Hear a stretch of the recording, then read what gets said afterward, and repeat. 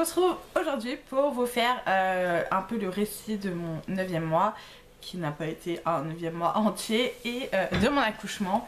Je vous avais dit que je vous ferais cette vidéo, donc je vous la fais. Je sais pas si du coup je vous ferai une vidéo post-accouchement. Si vous entendez mon chéri, c'est parce qu'il est en train de jouer sur l'ordinateur. Et si vous entendez des gazouilles, c'est bébé qui est à côté, en train de dormir. Donc où j'en étais, oui, je sais pas si je vais vous faire la vidéo de mon accouchement et un peu post accouchement, ou si ça sera deux vidéos différentes, je ne sais pas. D'ailleurs n'hésitez pas à me dire en commentaire si vous voulez que je continue mes vlogs, si on peut appeler ça un vlog, parce que bah, je suis plus enceinte, donc il n'y aura plus de vlog grossesse. Mais est-ce que vous voulez un vlog voilà, post-accouchement, ou est-ce que voilà, ce qui m'a pas servi dans la valise de ma terre, ou je sais pas, dites-moi en commentaire si vous voulez ce genre de vidéo, ou si bah, j'arrête les vlogs de grossesse, maman, etc. Donc pour mon 9e mois, j'ai rien noté, donc j'espère que je ne vais rien oublier. Mon 9e mois, bah, du coup, n'a pas été entier. Qu'est-ce que je peux dire de ce 9e mois? J'ai été très fatiguée. Ma sciatique, c'était horrible, vraiment. Le 9e mois il a été assez dur pour moi parce que j'avais voilà, mes douleurs aux ligaments qui m'empêchaient limite de marcher. Enfin, c'est impressionnant. Je sais que toutes les femmes n'ont pas ces douleurs là, et heureusement, parce que franchement je le souhaite à personne. C'est une douleur horrible, c'est à dire que je sois assise, couchée, debout, ça me faisait mal. Donc pour dormir c'était la pire position, donc entre la sciatique derrière et les ligaments devant qui me faisaient mal au niveau bah, du vagin tout simplement. C'était horrible. Donc les douleurs, voilà, horribles. Les remontées acides, j'étais abonnée au Gaviscon de toute façon tout le long de ma grossesse. C'était de pire en pire. Et voilà, j'avais ces douleurs là qui étaient un peu insupportables. Et le ventre lourd, bah oui, hein, à la fin de grossesse, le ventre, voilà. Donc la fatigue, et surtout j'avais hâte d'accoucher parce que bah, j'avais hâte de rencontrer mon bébé. Sachant que j'avais vu le gynéco le 9 décembre qui m'avait interdit d'aller en Bretagne, que mon col était déjà ouvert, et qui me répétait à chaque consultation que j'allais accoucher dans les 2 jours qu'elle arrivait. Donc voilà.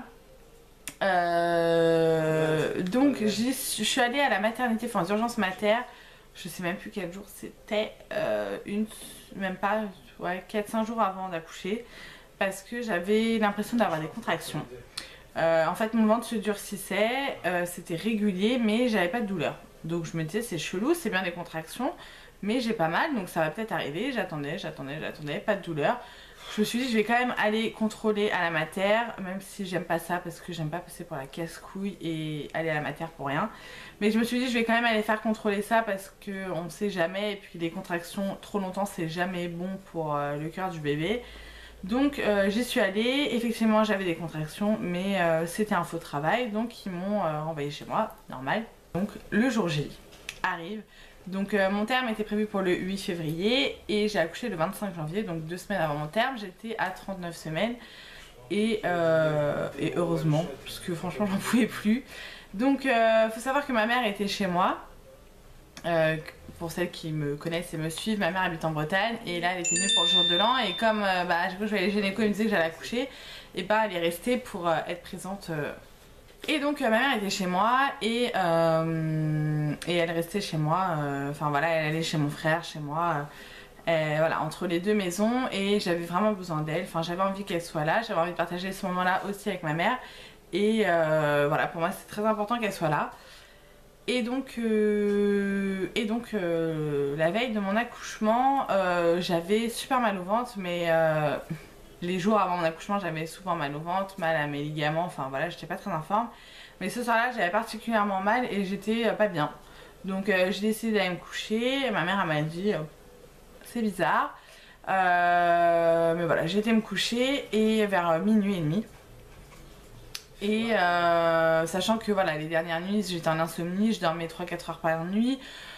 Donc toutes les personnes qui me disaient profite avant qu'il soit là de te reposer, non c'était pas possible en fait. J'ai très mal dormi tout au long de ma grossesse de toute façon. Et donc là cette nuit là je me suis couchée à minuit et demi, et à 2h30 réveillée par un mal de ventre. Mon dieu. Donc j'avais super mal, plié en deux, et là je vais aux toilettes et je me vide. Donc une chiasse, désolée pour le terme, Mais là c'était le cas, une chaise de ouf. Je me suis dit ok bon j'ai la gastro, super. Ou j'ai un truc qui est pas passé. Et voilà, je fais mes trucs au chiottes, je ressors, je me recouche et là encore super mal au ventre, mais vraiment une douleur horrible. Je retourne au chiottes, je me revide. Donc pour moi c'était pas du tout des contractions, c'était vraiment la gastro quoi. Genre c'était mon mal de ventre qui me faisait mal. Donc je retourne aux toilettes, je me revide, je retourne au lit, j'essaie de m'endormir, trop mal au ventre. Et là ça devenait de plus en plus rapproché, je me suis dit c'est quand même chelou. J'ai déjà eu la chiasse et ça fait pas mal au ventre comme ça, au point de revenir voilà, régulièrement. Enfin on a mal une fois, on se vide et puis basta quoi. Donc sachant que j'avais déjà pris des spasmons etc, je j'essayais de me coucher, trop mal, donc je prenais sur moi, j'essayais de bien respirer. Mais ça devenait de plus en plus insupportable. Je retourne aux toilettes, je me revide. Donc je me suis vidée comme ça une bonne partie de la nuit. Et à 4h30, donc ça faisait donc depuis 2h30 que je morflais, je décide de réveiller mon chéri. Je lui dis écoute, je crois que j'ai des contractions. Enfin, je sais pas si j'ai la gastro ou si j'ai des contractions. Touche mon ventre, j'ai l'impression que ça se durcit pas. Donc pour moi, voilà, le fait que mon ventre se durcissait pas, c'était pas des contractions. Et donc il touche mon ventre et il me dit bah ouais, je sais pas si ça se enfin ça se durcit un petit peu, voilà. Et j'attends un petit peu, je lui dis bon qu'est-ce que je fais, j'ai pas envie d'aller à la mater pour rien, s'il me renvoie, t'as vu l'heure qu'il est, enfin voilà, pour moi c'était vraiment pas le début du travail. Et à 5h moins le quart, donc un quart d'heure après avoir réveillé mon chéri, je décide d'aller réveiller ma mère. Donc je lui dis écoute maman, c'est marrant parce que je l'ai réveillée, elle s'est réveillée direct, donc ils étaient tous au taquet, de toute façon tout le monde attendait que ça. Je lui dis je crois que j'ai des contractions ou alors j'ai la gastro. Et là, elle sourit, elle me dit ça te fait vraiment mal mon cœur? Je dis oui maman, ça me fait vraiment trop mal. Donc elle me dit donc très calme. Elle me dit on va se préparer et on va à la maternité ma chérie. Donc comme j'aurais dit prenez votre temps, préparez-vous tranquille, on n'est pas à la minute, je préfère souffrir à la maison qu'à la mater. Et comme on m'avait dit, tout le monde m'avait dit, et même au cours d'accouchement, et même mon gynéco, enfin voilà tout le monde, que pour le premier accouchement, ça mettait voilà 10 à 12 heures minimum avant d'accoucher, hein, donc j'avais encore beaucoup de temps devant moi. Et donc mon chéri et ma mère se préparent tranquillou, moi je me prépare mais vraiment succinct parce que j'avais vraiment très mal. Là c'était arrivé à un stade où je prenais vraiment sur moi. Ma mère et mon chéri me parlaient, enfin ça me fait rire mais sur le coup je rigolais pas du tout. Mais eux se foutent bien de ma gueule depuis avec ça. En gros dès qu'ils me parlaient que j'avais une contraction, je leur faisais comme ça avec ma main. Genre me parlez pas. Et dès que la contraction était passée, je pouvais leur parler, je pouvais leur répondre, mais pendant la contraction c'était juste pas possible et j'avais envie de les tuer, de me parler, je souffrais. Mais je prenais sur moi parce qu'il faut savoir que je suis quelqu'un de très impatiente et qui s'énerve très vite et très impulsif, enfin voilà, super, toutes les qualités du monde, n'est-ce pas? Et je m'étais juré de ne pas être désagréable envers ma chérie et envers les gens qui m'entouraient, donc les services médicaux, etc. pendant l'accouchement, parce que ils y sont pour rien. Hein. Mais voilà, comme je suis un peu du genre à m'énerver rapidement, je m'étais dit pourvu que je ne pète pas un câble et que j'arrive à prendre sur moi parce que si je me mets à insulter tout le monde, ça va le faire. Et donc mon chéri et ma mère me parlaient et je leur disais mais j'en peux plus là, j'y arrive pas quoi. Et mais je restais quand même agréable, j'arrivais à rigoler entre deux contractions, à parler, mais ça devenait de plus en plus rapproché, donc du coup de plus en plus compliqué. Et donc on décide de partir à la mater en voiture, donc là le trajet compliqué puisque chaque dodane, chaque bosse, chaque virage, chaque défaut de la route me défonçait, c'était horrible, franchement j'avais super mal. Et moi dans ma clinique en fait faut d'abord passer par le service des urgences normales et après ils vous envoient aux urgences mater. Le truc complètement débile sachant que c'est à l'opposé quoi. Bref, donc je passe aux urgences, donc il n'y avait personne. Elle a vu ma tête, elle m'a dit direct montez aux urgences mater, je les appelle. On arrive aux urgences mater, on a sonné et là l'auxiliaire de périculture ouvre la porte et contraction en même temps, donc elle me dit je vous demande pas si ça va, non. Donc elle m'installe, mon chéri avait le droit de venir avec moi, normal, et ma mère a dû rester du coup de l'autre côté. Donc voilà, auxiliaire. M'installe et me dit donc on va vous mettre le monitoring, blabla. Elle faisait que de me parler, franchement au début j'avais envie de la tuer. J'avais qu'une envie, c'était de plus avoir mal en fait. Et je me disais encore qu'ils allaient pas me garder en fait. Je me disais c'est pas le début du travail, voilà, enfin si ça fait mal comme ça, laisse tomber, je vais mourir quoi. Bref. Ils m'installent, ils mettent le monito et là je dis à mon chéri regarde le chiffre. Effectivement c'était bien les contractions et qui étaient très rapprochées, donc l'auxiliaire me dit ah oui vous avez pas mal de contractions. Et en fait la position sur la table allongée avec ma sciatique et tout, enfin je morflais de ouf donc je prenais sur moi. Et la sage-femme est arrivée pour m'ausculter, donc elle m'ausculte et elle me dit ah oui vous êtes déjà à 4. Donc ça c'était à 6h10 du matin, hein, parce qu'on arrivait au final à 6h à la mater. Donc vous voyez depuis 2h30 je contractais, donc on a bien pris le temps d'arriver à la mater. Et elle me dit vous êtes déjà à 4, je sens plus la poche des os, vous l'avez percé, non. J'ai pas rompu, mon lit était sec, je me suis vidée mais pas par là. Donc elle me dit bah je la sens plus. Donc là je me suis dit merde, sachant que quand on perd la poche des os faut quand même aller rapidement à la mater parce qu'il y a des risques d'infection. Je me suis dit attends je l'aurais senti quand même. Et en fait là au moment où elle enlève ses doigts, je perds la poche des os, mais voilà là vraiment je l'ai perdu, je l'ai senti. Ça a coulé de ouf, c'était tout chaud, enfin voilà, je lui dis bah non mais je l'avais pas perdu avant quoi. Bref, donc elle me dit vous êtes déjà à 4, on va pas tarder à appeler l'anesthésiste, enfin elle me demande si je veux la péri, bien évidemment je la voulais. Donc elle me dit bah vous avez déjà bien travaillé à la maison, vous avez déjà fait une bonne partie du travail, c'est super machin, je vous laisse un peu de monito et après on passe en salle de l'accouchement. Donc je me suis dit putain c'est rapide quoi. Et donc de là les contractions me faisaient de plus en plus mal, franchement je prenais sur moi, c'était horrible. C'est vraiment une douleur que j'avais jamais ressentie avant, normal, mais ouais vraiment je suis dure au mal. Et je l'ai été pendant tout le long de mon travail et de mon accouchement, mais putain ça fait mal. Et donc du coup mon chéri était avec moi, voilà il a été au top, franchement ça n'a pas été le mec lourdingue enfin voilà j'avais envie qu'il soit soft, j'avais pas envie qu'il me parle pendant des heures, enfin voilà il a été parfait franchement au top. Et donc à quelle heure, donc à 6h10 ils m'ont mis le monito, à 7h moins 10 enfin en gros ils m'ont laissé le monito 45 minutes, la sage-femme est revenue et elle m'a dit bah, on va passer en salle d'accouchement. Donc là j'y suis allée en marchant, bon, c'est pas loin du tout hein. Et contraction pendant que j'étais debout, enfin franchement horrible.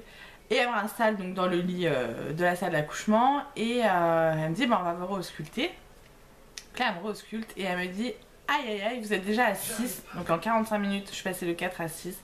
Elle m'a dit ça va très très vite, c'est impressionnant. Donc elle m'a dit vous êtes la dernière arrivée, vous allez être la première à accoucher. Donc elle m'a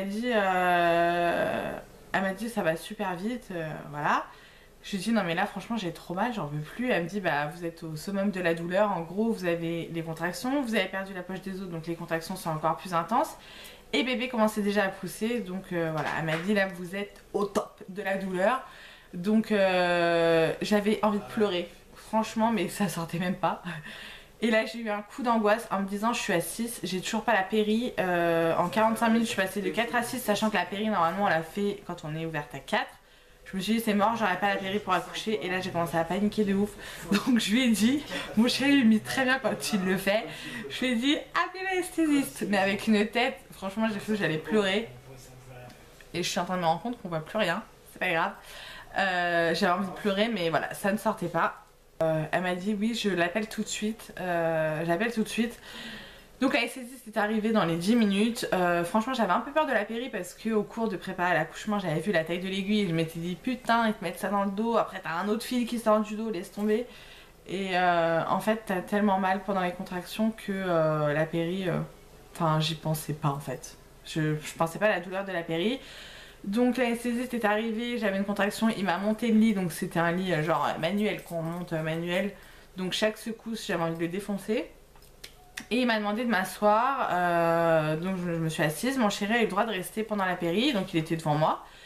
Et donc la sage-femme était là et mon chéri, donc il m'a fait la péri, franchement j'ai rien senti du tout.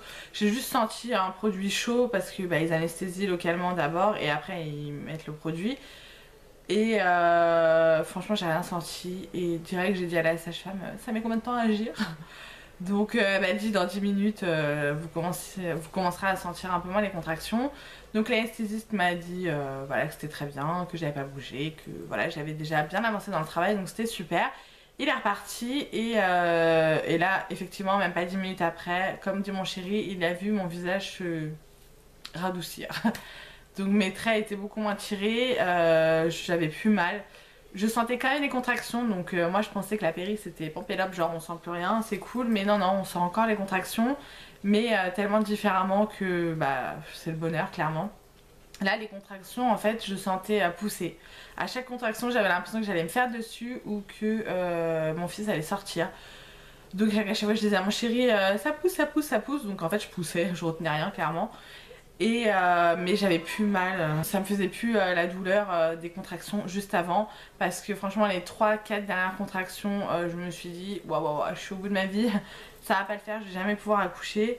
Et c'est vrai que la péri c'est magique, franchement comme je disais à la sage-femme, je félicite vraiment, je sais pas comment font les femmes qui ne font pas la péri, par choix ou pas par choix, mais franchement chapeau parce que la péri c'est vraiment magique et j'aurais pas pu faire sans.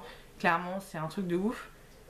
Et donc, je disais à la sage-femme, je suis désolée si je suis chiante, mais j'ai mal. Enfin, ça c'était avant la péri. Elle me disait, non, franchement, vous êtes. Enfin, voilà, elle me disait, vous. Il n'y a pas de souci, vous n'êtes pas chiante, enfin voilà, machin. Donc après ils ont dit à mon chéri d'aller chercher les valises donc là je sais même pas quelle heure il était quand j'ai eu la péri, il devait être 8h30. Et la sage-femme est venue m'ausculter, donc elle me disait d'appuyer parce qu'en fait on a une pompe pour la péri, mais c'est un bolus en fait, donc ça vous donne, si vous appuyez 10 fois sur la pompe ça va 1. Ah. Donc si vous appuyez 10 fois ça va pas vous donner 10 doses, hein, c'est réglé, donc je sais pas toutes les combien de minutes ça vous dégage le produit, mais elle me disait d'appuyer tout le temps parce que bah, dès que le truc se remettait au moins la dose allait venir, parce que comme j'étais déjà ouverte à 6, elle savait que voilà, le produit n'aurait pas beaucoup le temps d'agir avant la poussée, donc je faisais que l'appuyer et donc après elle m'a réausculté à 9h et j'étais à 9. Donc voilà, ça a été très vite. Donc là elle a été choquée, elle m'a dit ah ouais effectivement c'est un truc de ouf. Donc là l'équipe a changé, la sage-femme et l'auxiliaire bah, finissaient leur service, donc c'est l'équipe de jour qui est arrivée. Elles ont été adorables, franchement j'ai eu 2 équipes au top, enfin franchement c'est un truc de malade. Elles m'ont vraiment aidée, ça a été, enfin voilà, elles ont été au top.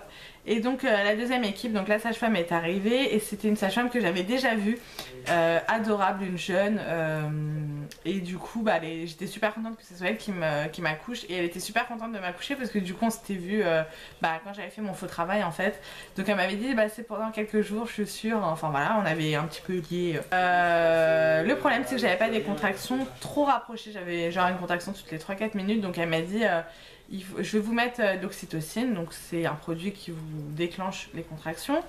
C'est ce qu'on vous injecte en fait quand on vous déclenche l'accouchement, sauf que moi elle me l'a mis en dose minimale juste pour accélérer un peu les contractions. Et donc elle me l'a mise et elle m'a dit bah écoutez je vous le mets pendant, enfin en gros je reviens dans une demi-heure et dans une demi-heure on commence à pousser. Je me suis dit mais lol, c'est quoi cet accouchement? Moi je m'étais dit je vais avoir la péri, j'aurai le temps d'envoyer des messages à tout le monde, bah, comme on voit dans Baby Boom quoi, genre il se passe quand même plusieurs heures. Là non, ça a été tellement vite, j'ai eu le temps de rien, j'ai rien vu passer, enfin c'était un truc de malade franchement. Mais tant mieux. Et donc après elle est revenue à 10h. Et elle m'a dit bah écoutez vous êtes à dilatation complète, donc bah commencez à pousser. Donc là elle finissait de préparer le matos. Elle m'a dit, enfin elle m'a montré comment, elle m'a expliqué comment pousser, et elle m'a dit bah écoutez commencez à pousser, de toute façon il demande que ça à sortir, donc voilà. Donc je commençais à pousser et donc il était 10h07 quand j'ai commencé à pousser, et j'ai accouché à 10h32. Donc vous voyez ça a été aussi très vite la poussée.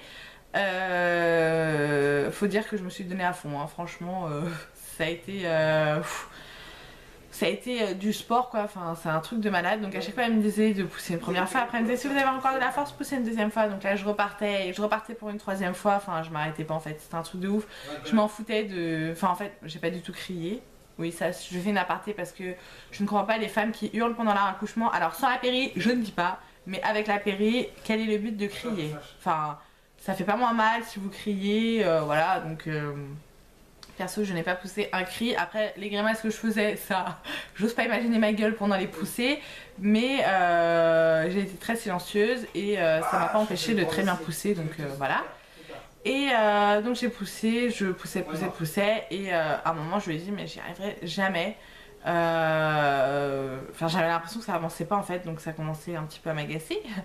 Et elle m'a dit si vous faites du très bon boulot, enfin franchement elle m'a encouragée de ouf, elle me dit c'est très bien ce que vous faites, c'est super, c'est génial, enfin ça encourage de ouf.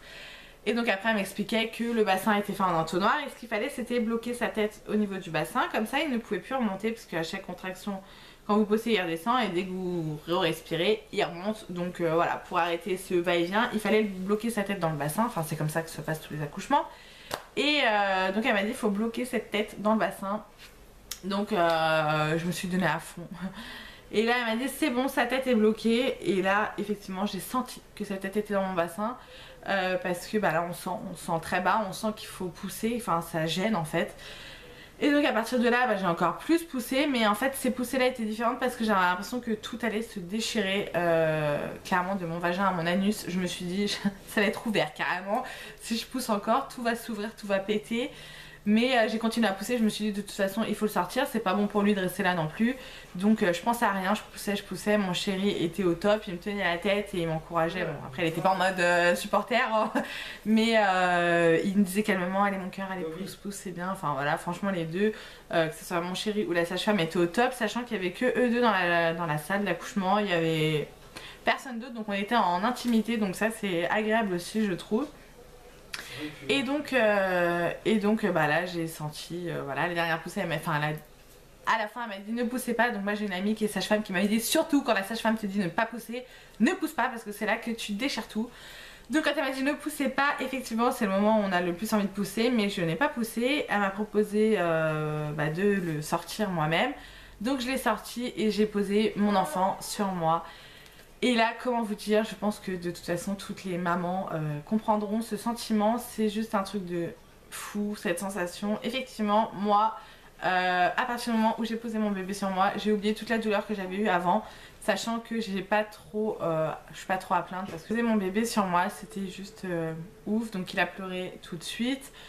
Il était propre quand il est sorti, donc moi ça m'a étonnée. Enfin moi je pensais que les bébés sortaient avec du sang ou avec plein de blanc. Non, moi mon bébé était propre. Donc elles m'ont félicité, voilà, et donc bah, plein d'émotions avec mon chéri, on a pleuré, enfin voilà, c'était juste un truc de ouf, je tremblais comme une feuille, enfin c'était une sensation vraiment dingue, enfin inexplicable. Et donc la sage-femme m'a ensuite demandé de repousser pour faire sortir le placenta, ce qui est très étrange, je vous l'accorde. Donc elle m'a dit vous allez comprendre pourquoi on m'appelle ça la délivrance. Effectivement quand mon placenta est sorti...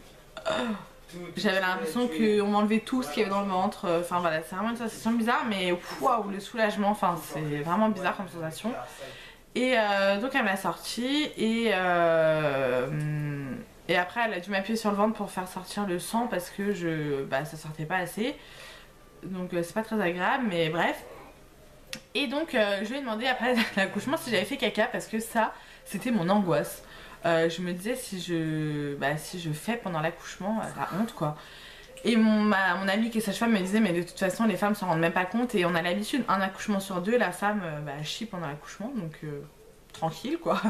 Mais moi c'était mon angoisse et en fait avant d'accoucher je lui ai dit j'espère que je ferai pas caca pendant mon accouchement et elle m'a dit bah écoutez j'ai l'impression que votre rectum est vide donc il n'y a pas voilà. Et à la fin je lui ai dit alors je lui avais dit avant, en tout cas si je fais caca je suis désolée, je m'excuse par avance. Et elle rigolait, elle disait mais non vous inquiétez pas on a l'habitude. Enfin voilà, je disais non mais moi c'est mon angoisse. Et en fait juste après l'accouchement je lui ai dit alors j'ai fait caca et elle m'a dit non donc on était morte de rire. Et je lui ai demandé épisio, déchirure et en fait j'ai eu une petite déchirure mais vraiment toute petite parce qu'elle m'a fait que 2 points donc vraiment que dalle. Bébé commence à avoir faim n'est-ce pas?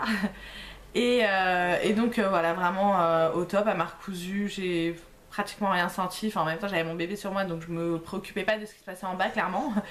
Et donc après ils ont pris mon bébé, ils l'ont amené avec mon chéri pour le mesurer, lui faire les premiers soins. Et ils m'ont ramené mon petit bébé dans la chambre, donc après je suis restée 2 heures dans la salle d'accouchement. Et après ils m'ont remonté en chambre, donc voilà. Donc je collerai cette petite partie à la vidéo parce que j'ai totalement oublié de vous dire donc que Raphaël est né, comme je vous disais, le 25 janvier à 10h32 et je ne vous ai pas dit sa taille et son poids. Donc il pesait 3,785 kg, il mesurait 50,5 cm. Donc c'était un beau bébé, hein, sachant que son périmètre crânien faisait 36,5 cm, ce qui est assez gros. Sachant que c'est la plus grosse partie en fait qui passe, voilà, qui passe dans notre vagin. Donc les sages-femmes et mon amie qui est sage-femme étaient étonnés que ça ne se soit pas déchiré avec un périmètre crânien comme ça. Mais tant mieux, j'ai envie de dire. Et donc voilà, 3 kg, enfin presque 3,8 kg à 2 semaines du terme. C'est pas mal, sachant qu'il m'estimait un bébé à plus de 4 kg. Je pense que si j'avais été à terme, il n'aurait pas été loin des 4 kg. Donc voilà pour mon accouchement. Je pense que ce qui se passe après, je vous ferai une autre vidéo parce que je pense que là la vidéo va être très longue. Et voilà, après je vais vous raconter les petites péripéties qui s'est passées à la maternité, le retour à la maison, etc. Raphaël est né le 25 janvier à 10h32, soit 6 heures après mes premières contractions et 4 heures après mon arrivée à la mater. Donc un accouchement de rêve, j'en garderai un merveilleux souvenir. Si c'était à refaire, je le ferais malgré les douleurs des contractions quand même parce que j'ai morflé avant la péri, faut pas se mentir. Quand on pousse, ça fait mal, faut pas se mentir non plus. Mais j'en garde un super bon souvenir quand j'entends des personnes qui mettent plusieurs jours à accoucher ou voilà des 10 heures, 12 heures de travail. Je me dis, Dieu merci, moi ça a été rapide. Voilà, franchement j'en garde un super bon souvenir. J'espère que mon deuxième accouchement se passera pareil. Et comme m'a dit la sage-femme, si vous prévoyez de faire un deuxième ou troisième enfant, première contraction, vous courez à la mater. N'attendez pas parce que chez vous ça va très vite. Et du coup voilà, pour un premier accouchement elles étaient quand même étonnées. Donc après mon gynéco est venu me féliciter, tout le monde m'a félicité. Voilà, c'était génial, c'était un moment merveilleux. Et donc comme je vous disais, si vous voulez savoir la suite, dans le prochain épisode j'ai envie de dire. Donc j'espère que ça vous aura plu. N'hésitez pas à me dire en commentaire vos expériences. Je sais qu'il y a quelques mamans qui me suivent, enfin quelques futures mamans, et qui du coup ont accouché avant ou après moi. Donc n'hésitez pas à nous donner vos expériences dans les commentaires. Pour celles qui me suivent sur Instagram, vous avez vu de toute façon la tête de Raphaël parce que j'ai mis des photos sur Instagram. Donc on se retrouve pour la suite de l'accouchement dans une prochaine vidéo. Je vous fais plein de gros bisous et je vous dis à bientôt.